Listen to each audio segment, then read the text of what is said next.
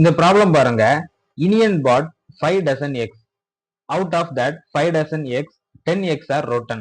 Express the number of good eggs as percentage. Iniyan 5 dozen முட்டைகளை வாங்கினார். அதில் 10 முட்டைகள் கெட்டுவிட்டால் நல்ல முட்டைகளின் சதவீதத்தை காண்க அப்படின்னு வந்து கேட்டிருக்காங்க. இனியன் பாத்தீங்கன்னா 5 டசன் முட்டை வாங்கியிருக்காரு. 5 டசன்னா ஒரு டசன் வந்து 12. அப்போ 5 டசன்னா 60 முட்டை. இதுல பாத்தீங்கன்னா 10 முட்டை வந்து அழுகி போச்சு, கெட்டு போச்சு. அப்போ இங்க என்ன கேட்டிருக்காங்க?